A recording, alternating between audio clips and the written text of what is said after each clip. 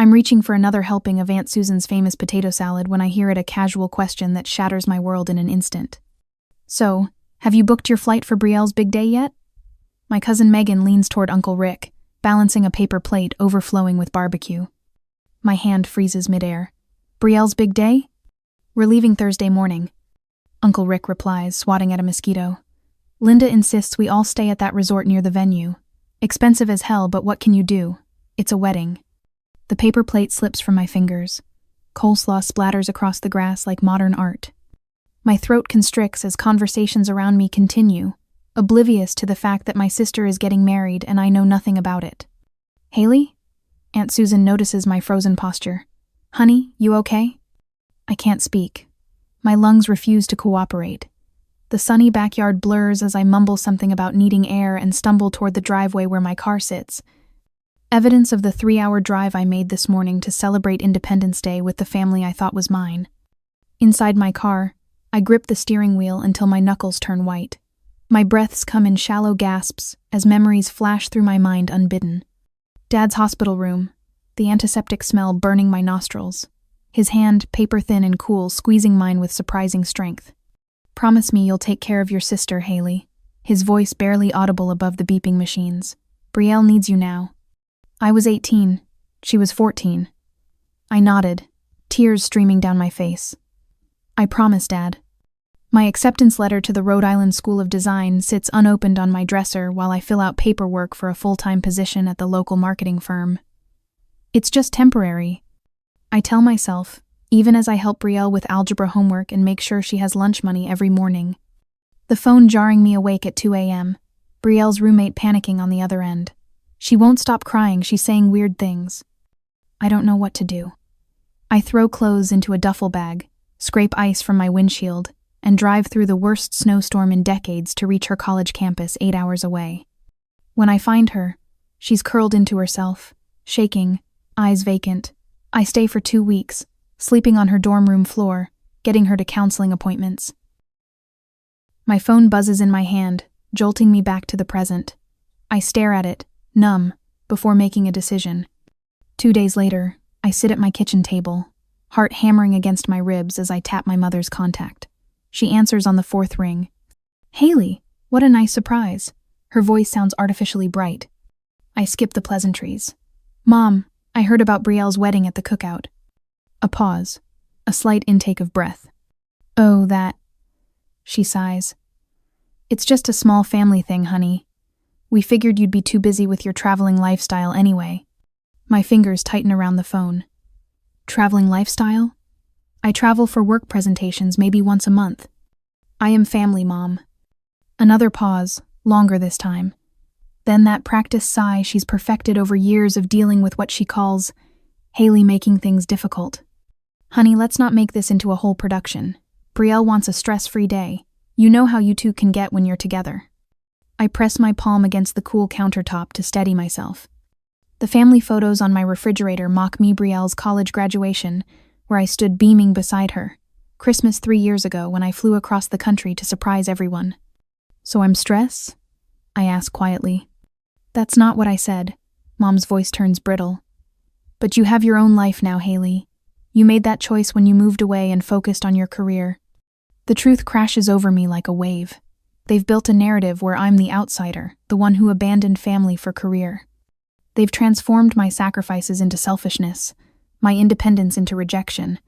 I'm convenient in emergencies but optional for celebrations.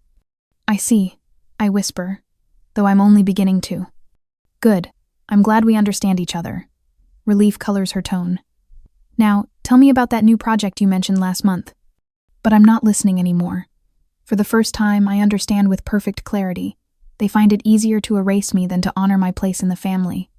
And I wonder what would happen if I actually disappeared. That night, I can't sleep. My conversation with Mom plays on repeat in my mind like a broken record.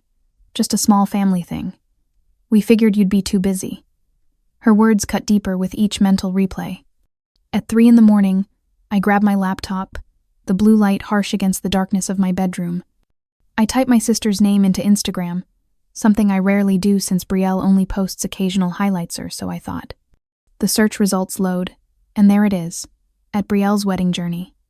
My finger hovers over the trackpad. Part of me wants to close the laptop, pretend I never saw it, but I click. The account hits me like a physical blow. 8 months of posts, venue tours, cake tastings, bridal shower splurl. My sister in a white dress, spinning in a boutique while our mother dabs at tears with a tissue. 47 posts documenting a celebration I wasn't part of. My knees buckle, and I slide from my desk chair to the floor, laptop still balanced on my knees. I scroll through images of beaming family members. Aunt Susan holding up champagne at what appears to be an engagement party. Uncle Rick standing next to Brielle's fiancé Dylan at some golf outing labeled Future Father-in-Law Bonding. Even cousin Megan's 6-year-old daughter is tagged as Littlest Flower Girl. Every family member is there. Every. Single. One. This wasn't an oversight.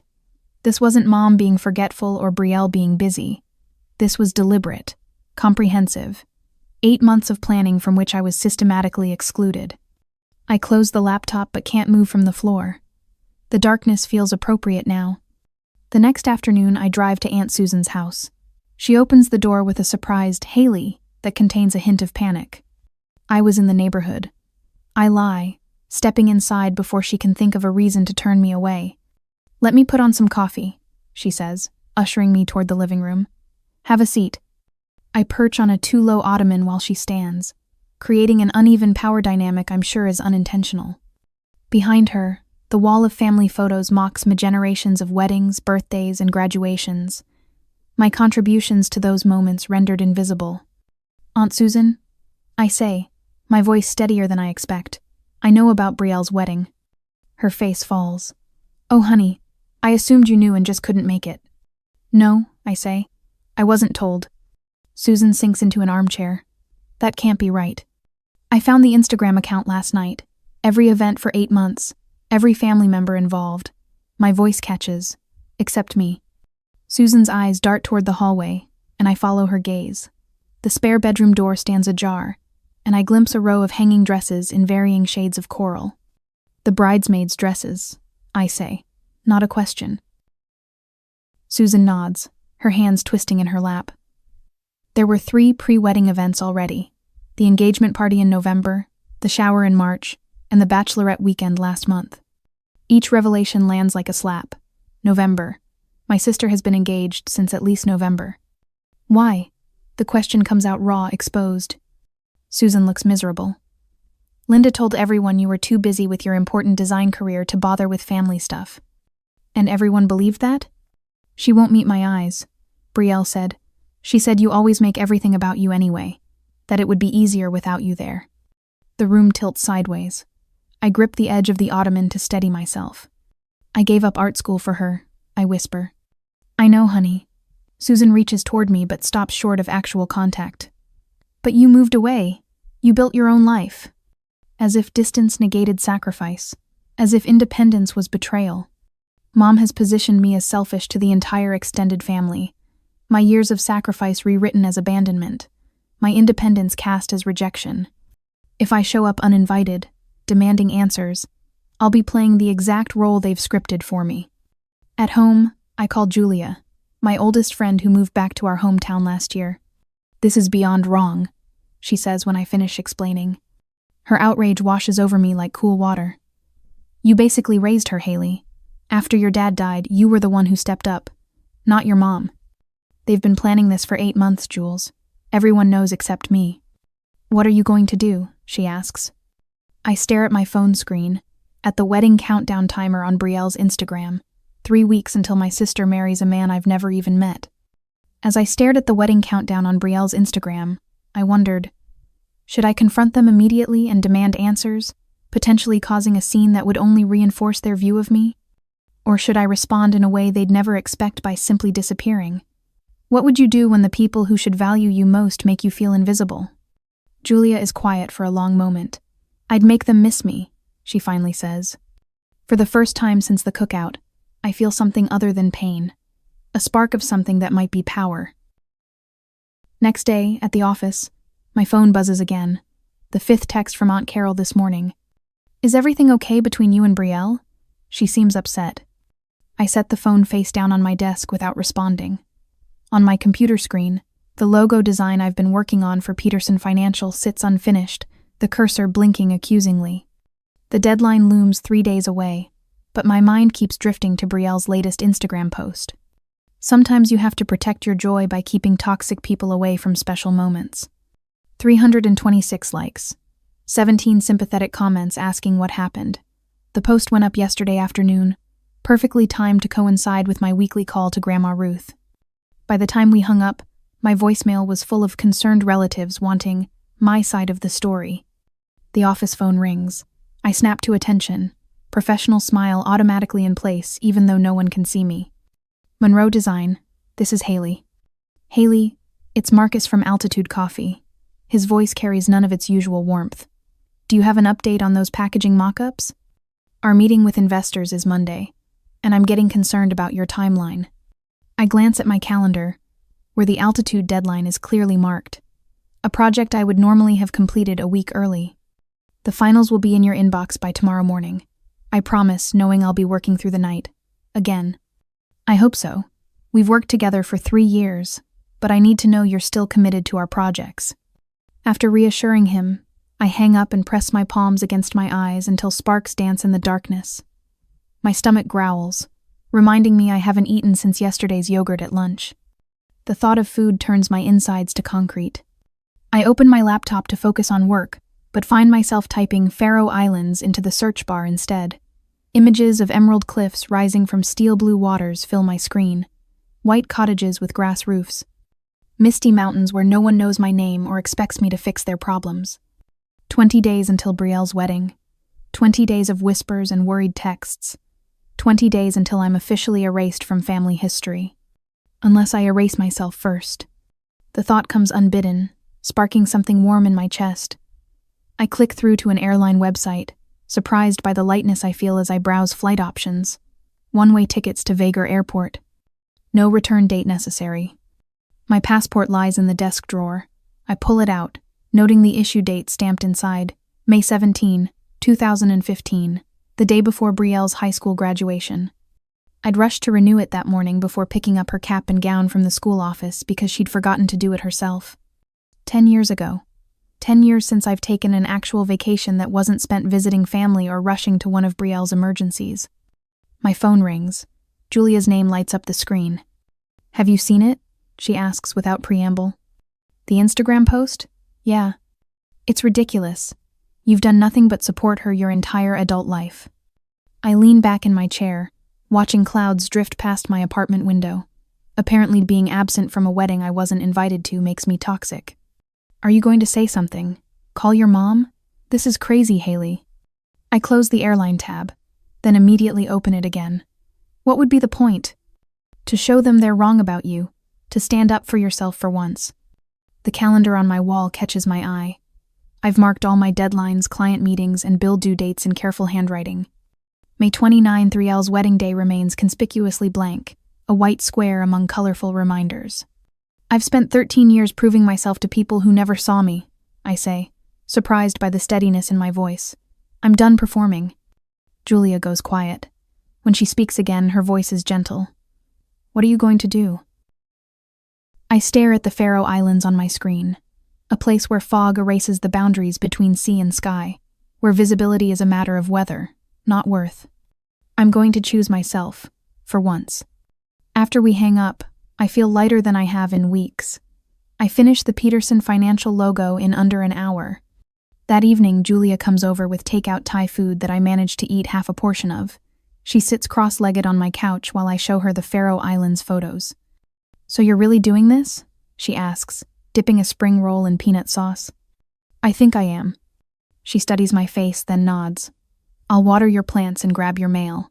Just text me when you want me to start. You don't think I'm being dramatic? Running away from my problems? Julia laughs.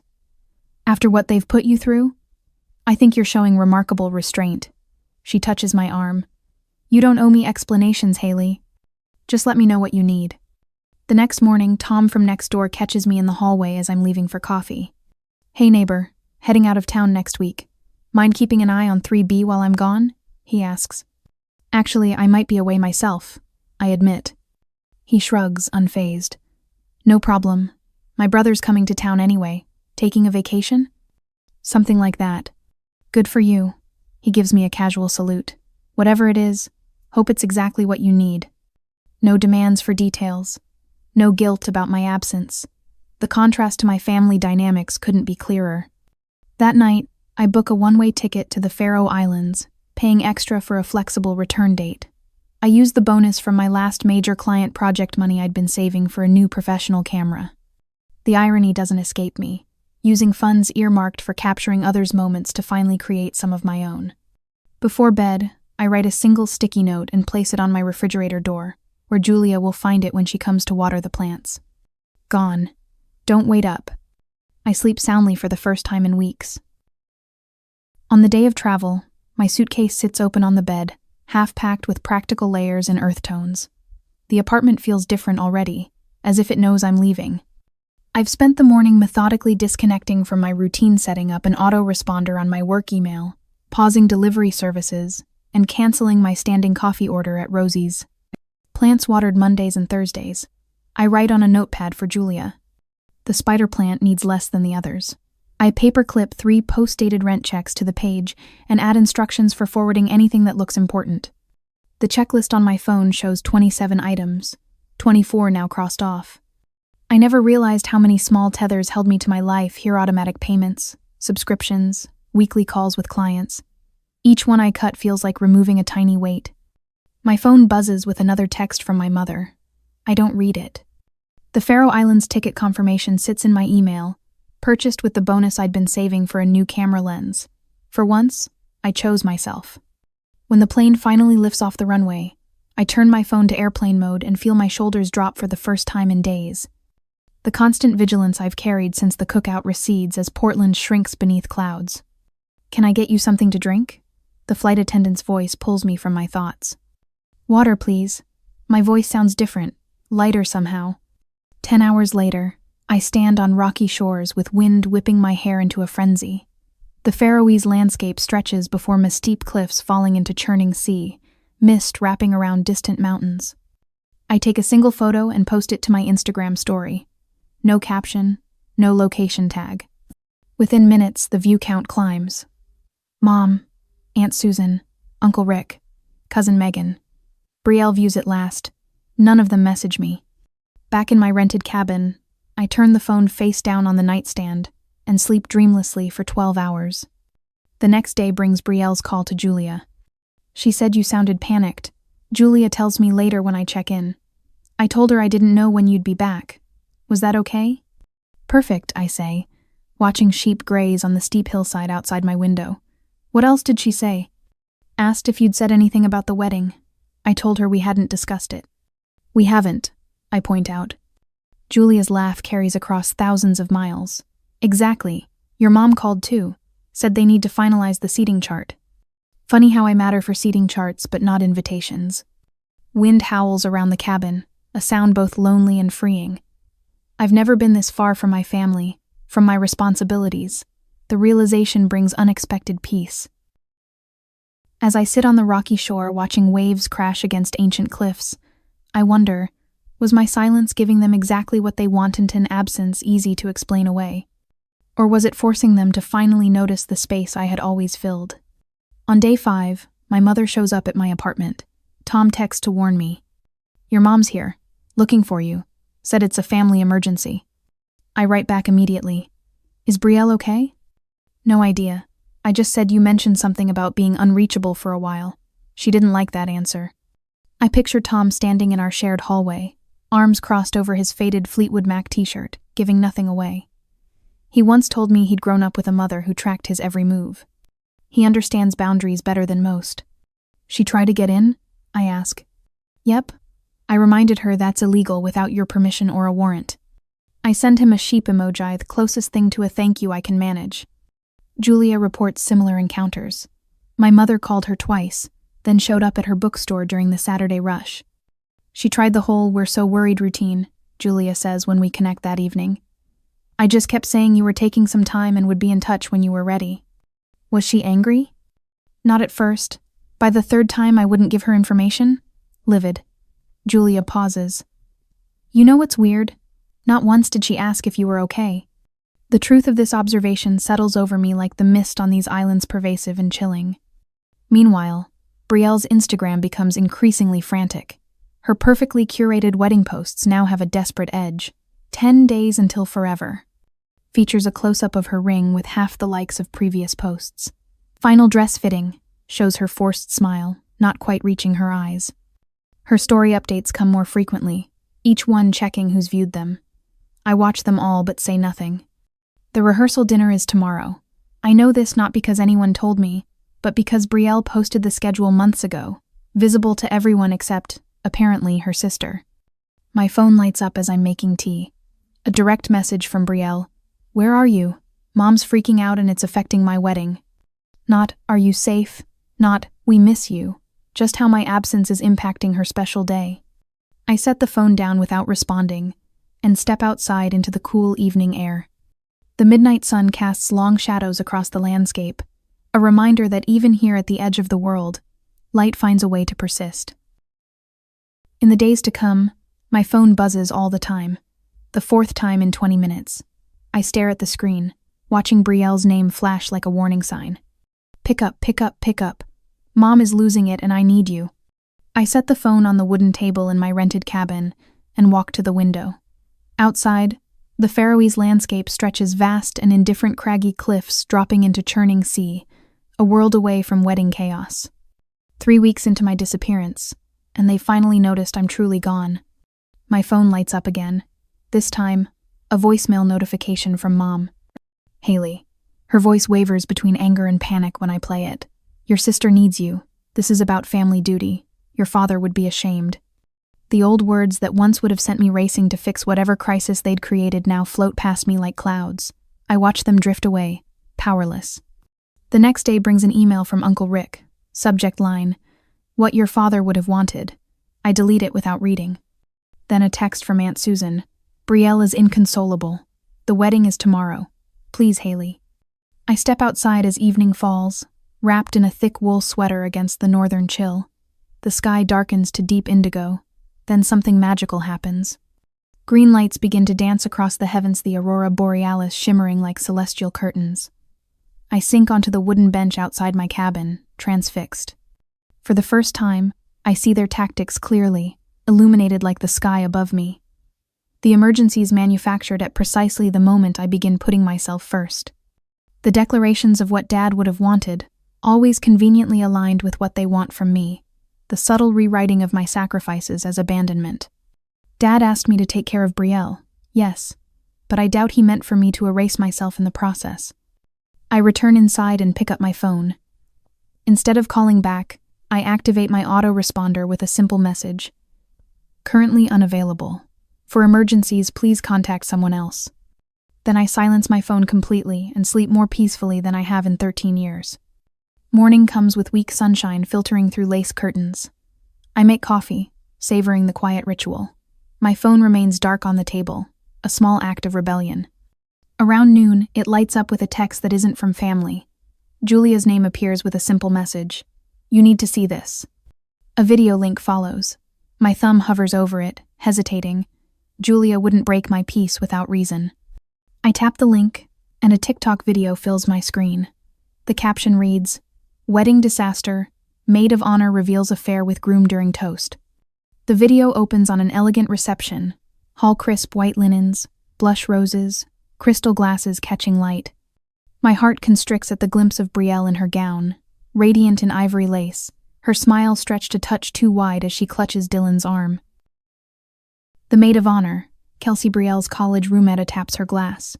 Her voice slurs slightly as she begins what starts as a standard toast. I've known Brielle since freshman year of college, Kelsey says, her smile tight. She's always been particular about her perfect life. Guests shift uncomfortably. The camera wobbles, zooming in on Brielle's face as her smile falters. But perfection has a price, doesn't it, Dylan? Kelsey continues, turning to the groom. Like when you told me last month that you were making a mistake, but you couldn't back out because her family would destroy you. The room goes silent. Dylan's face drains of color. Or when you were in my bed 3 days ago, Kelsey adds, voice breaking, saying you married the wrong girl. Chaos erupts. Brielle's champagne glass slips from her fingers, shattering on the floor as she sinks to her knees. Dylan lunges toward Kelsey. Guests leap from their seats. Someone screams. The camera pans wildly before focusing momentarily on Mom in the background, her face ashen as she checks her phone for what must be the 100th time, looking for Methafixer, the peacemaker, the one who makes bad things disappear. The video ends, but I can't move. I stare at the frozen final frame, recognizing with perfect clarity what happens when the family scapegoat refuses to play her role. Within hours, my phone becomes a tsunami of desperation. Mom, she's locked herself in the honeymoon suite and won't eat. Aunt Susan, this family needs you now more than ever. Uncle Rick, only you know how to talk her down when she gets like this. Not one message contains an apology. Not one acknowledges my exclusion from the event now imploding. Not one recognizes me as a person rather than a function. That's when I understand the devastating truth. They don't miss me. They miss my usefulness. They miss the Hailey who absorbs their chaos and transforms it into calm. They miss the convenience of my sacrifice. I switch my phone off completely and turn my attention to the rising moon. Tomorrow I'll decide what to do with this new freedom. Tonight, I'll simply exist in a world where no one needs saving but myself. The Faroese morning light filters through gauzy curtains as I spread my camera equipment across the wooden table. Weeks have stretched, each day another breath of freedom. My phone buzzes with a notification from a regular client urgent project, double my usual rate, needed yesterday. 6 months ago, I would have canceled plans, worked through the night, apologized for any delay. Today, I type a simple response. Thanks for thinking of me. I'm unavailable until the 15th. Happy to recommend another designer if your timeline is urgent. My finger hovers over the send button. The old guilt rises. What if they never hire me again? What if I'm burning bridges? I press send anyway, my first boundary set without apology. Instead of opening my laptop, I grab my camera and head toward the cliffs.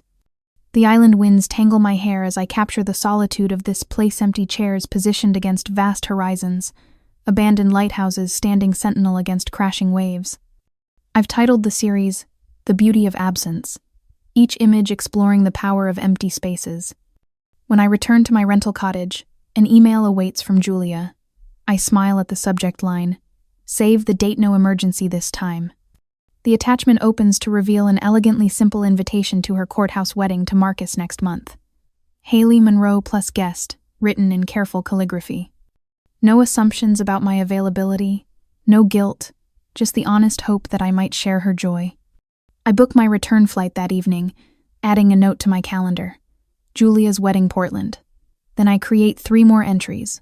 Portfolio Reviewnik, Northern Lights to Riceland.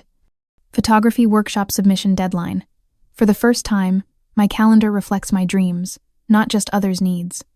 The wool socks feel soft against my palms as I wrap them in tissue paper. I found them in a local shop, hand-knitted from sheep raised on this very island. The package for Tom contains a blue pair with geometric patterns. Julia's are cream with delicate flowers. I tuck handwritten notes inside each. Thank you for keeping watch. For Tom. Thank you for seeing me. For Julia.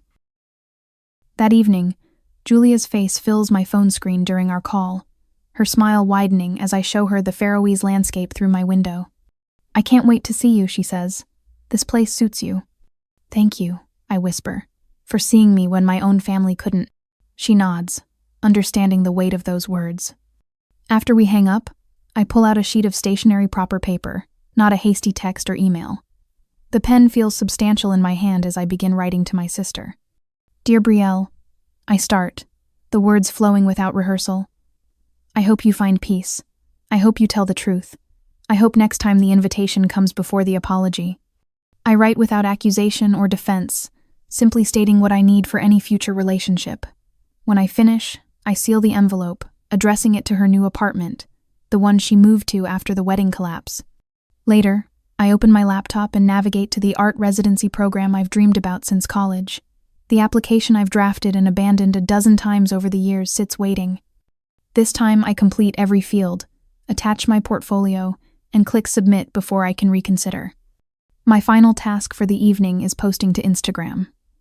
I select a photo taken at Sunseatan empty chair facing the wild Atlantic, positioned strong against the elements. I typed the caption slowly, deliberately. Sometimes the strongest thing isn't staying, it's knowing when to leave. As I sealed the letter to my sister, I wondered if family is truly about blood and obligation, or if it's about who sees you clearly and values your presence, not just your usefulness.